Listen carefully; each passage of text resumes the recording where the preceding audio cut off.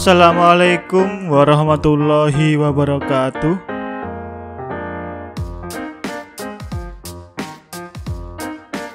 Selamat datang dan berjumpa lagi di channel Belajar Matstat yang mengulas terkait matematika, statistika, dan penerapannya. Dalam video ini, kita akan membahas sekilas tentang pengenalan statistika deskriptif secara umum untuk mempelajari bagaimana statistika inferensial.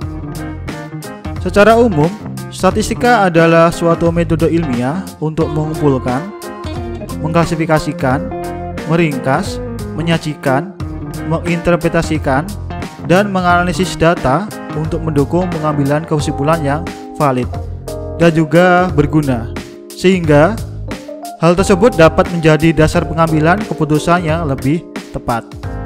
Statistik sendiri bisa kita artikan sebagai suatu perhitungan numerik yang menggunakan rumus tertentu atau formula tertentu, di mana hasil penghitungannya digunakan untuk mendeskripsikan suatu kumpulan data tertentu. Dalam pengertian terbatas, statistik digunakan untuk menyebutkan data itu sendiri atau fakta berupa angka yang dihasilkan dari suatu data. Berikut ini adalah beberapa contoh dari statistik yang dinyatakan dalam mean atau rata-rata. Ada median, juga ada modus, ada kuartil, ada desil, persentil, dan lain sebagainya. Sedangkan statistika merupakan suatu metode yang digunakan mulai dari mengumpulkan data, klasifikasi, penyajian data, analisis sampai dengan pengambilan keputusan dan kesimpulan. Dalam hal lain, statistika merupakan hasil dari suatu perhitungan yang hasilnya berupa parameter. Statistika sendiri dibedakan menjadi dua, yaitu statistika deskriptif dan statistika inferensial. Statistika deskriptif seperti yang pernah kita ketahui sebagai ukuran pemusatan yang meliputi mean atau mean, rata-rata, median, modus. Sementara itu untuk ukuran penyebaran seperti rank, deviasi rata-rata, standar deviasi, varian. Sedangkan untuk ukuran letak seperti desil, kuartil maupun persentil. Kesemua itu merupakan salah satu jenis statistika yang digunakan untuk mengorganisir dan mendeskripsikan data, kemudian menyajikannya dalam bentuk tabel diagram tertentu, tanpa menganalisis dan menarik kesimpulan yang bisa berlaku bagi kelompok yang lebih luas. Sedangkan statistika inferensial merupakan suatu metode yang digunakan untuk melakukan analisis data dari sampel yang digunakan untuk menyimpulkan atau menduga dari hipotesis suatu populasi tertentu. Konsep-konsep statistika inferensial memungkinkan seseorang melakukan analisis dengan menggunakan data dari sampel untuk memperkirakan suatu parameter populasi yang tidak diketahui, karena pengambilan kesimpulan dengan cara seperti itu tidaklah mutlak kepastiannya. Maka kata kemungkinan atau probabilitas sering digunakan dalam menyatakan kesimpulan dari statistik inferensial. Seperti pada ilustrasi berikut ini, populasi merupakan kumpulan dari keseluruhan pengukuran objek atau individu yang dikaji. Dari populasi ini kita akan mengambil sebagian anggota dari populasi, di mana dalam proses pengambilan ini saya mengambilnya secara acak atau menggunakan teknik sampling tertentu, sehingga sebagian dari populasi ini disebut sebagai sampel. Populasi dapat berisi data yang besar sekali jumlahnya, yang mengakibatkan tidak mungkin atau susah sekali dilakukan pengkajian atau menganalisis terhadap seluruh data tersebut, sehingga pengkajian atau analisisnya dilakukan terhadap sampelnya saja. Itu peran dari sampel dari suatu populasi.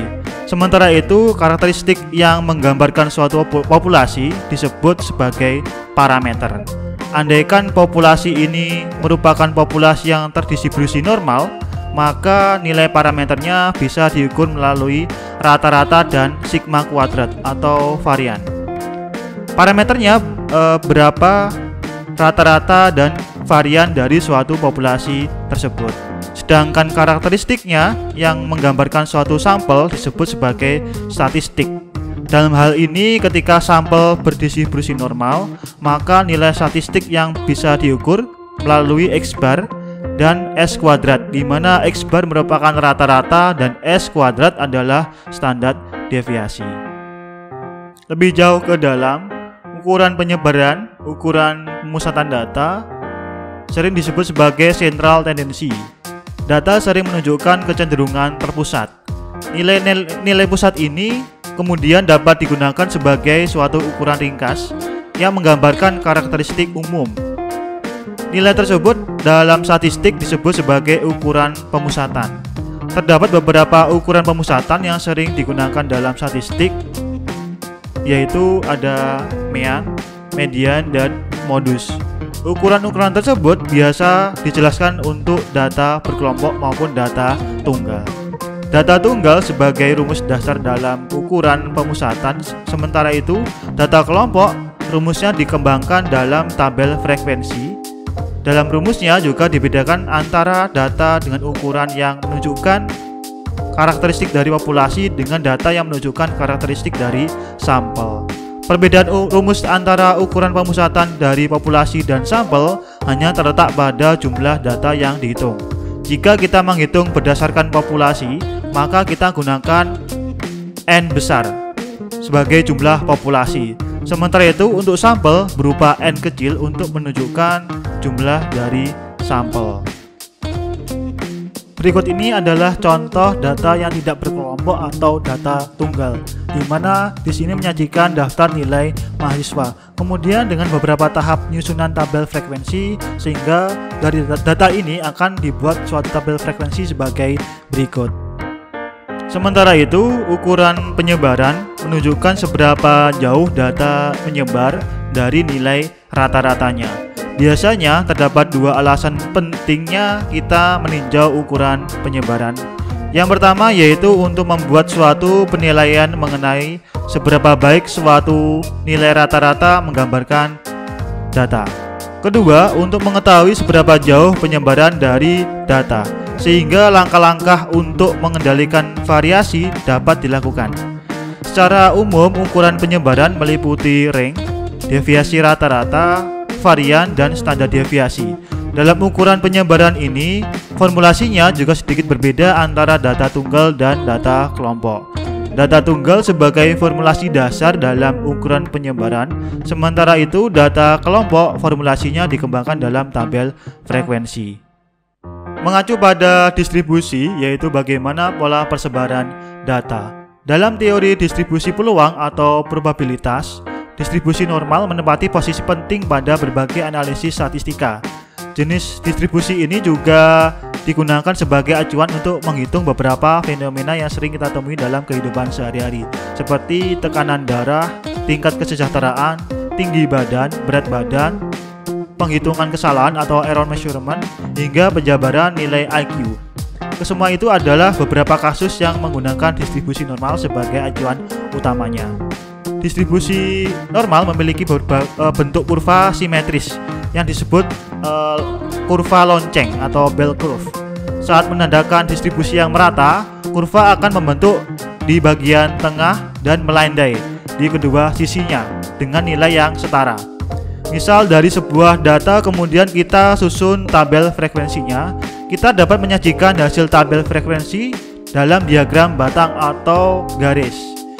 Kalau data tersebut berupa intelijensi seseorang, maka kita dapat mengetahui bahwa intelijensi rata-rata berada di tengah kurva, atau dalam pernyataan lain, modus atau sebagian besar intelijensi yang dimiliki seseorang berada dalam nilai tengahnya atau rata-ratanya.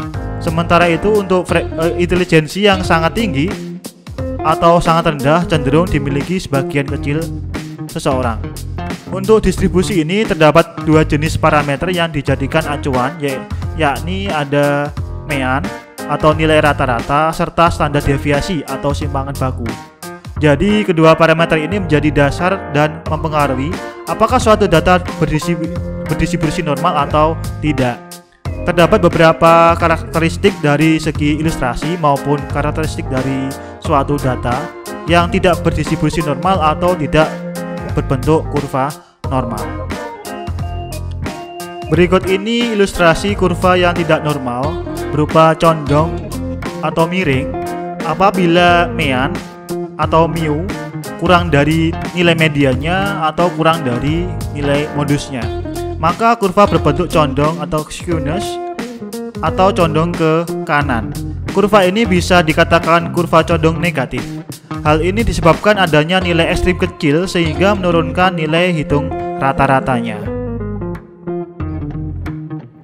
Sementara itu, condong ke kiri seperti ilustrasi di gambar ini terjadi apabila nilai modusnya kurang dari median. Sementara itu, mediannya kurang dari nilai rata-rata atau nilai meannya. Maka kurva tersebut akan membentuk suatu condong ke kiri. Kurva ini bisa dikatakan sebagai kurva condong positif. Hal ini disebabkan adanya nilai ekstrim besar sehingga memperbesar nilai hitung rata-ratanya. Kurva yang tidak normal bisa juga berupa kurva yang sangat runcing atau sangat landai. Kita bisa lihat dalam ilustrasi ini bahwa kurva normal berada dalam keadaan variannya sama dengan 0 atau bisa disebut sebagai mesokurtik. Leptokurtik terjadi ketika data tertentu memiliki variasi yang rendah atau bisa kita katakan data cenderung seragam atau nilai modusnya besar sekali sehingga nilai ragamnya menjadi kecil dan tidak mendekati 0. Sehingga jika kita ilustrasikan akan berbentuk runcing di tengah. Sebaliknya, platikurtik terjadi ketika data tertentu memiliki variasi yang tinggi atau data cenderung tidak seragam ataupun juga bisa kita katakan sebagai data yang menyebar sehingga nilai ragamnya menjadi besar. Dalam ilustrasinya akan membentuk suatu kurva dengan nilai modus yang landai. Kita lanjutkan ke jenis-jenis data.